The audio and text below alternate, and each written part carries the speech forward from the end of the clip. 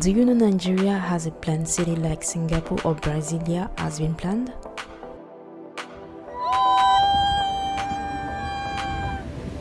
For those who do not know it, Abuja is a planned city. Oh yes, it is. This idea came from the problems associated with Lagos due to geographical and socio-political issues. The government decided to set a new political and administrative capital. After several studies, the choice finally fell on the city of Abuja in 1979. As you can see with this video, Abuja has one of the most beautiful houses in Nigeria and in Africa in general.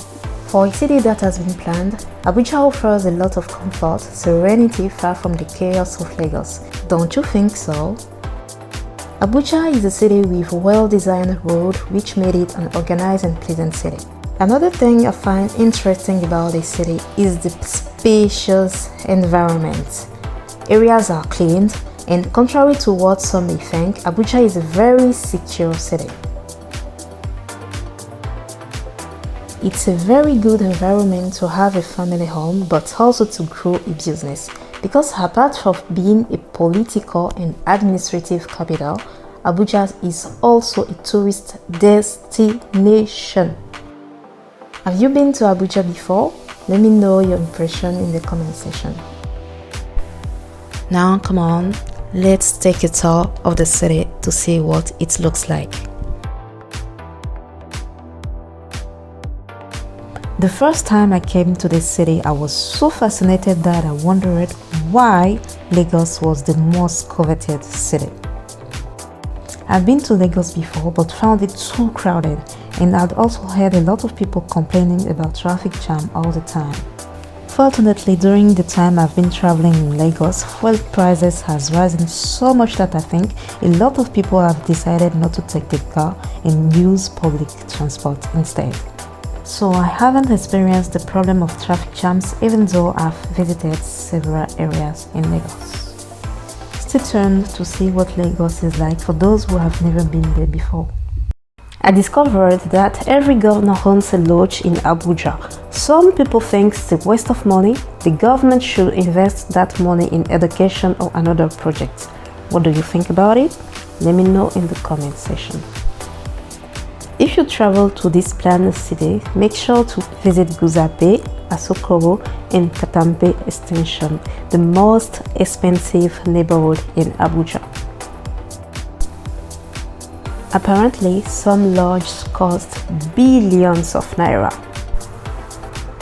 Aside from the peacefulness, I noticed that people are very modest in Abuja, at least. That was the feeling I got when I met the inhabitants of this town. And there is no rush like in Lagos. People are more relaxed and smiling. But what I've heard is that Lagos is better for business. In my opinion, the fact that there is less competition in Abuja is an advantage in creating a quick, successful business.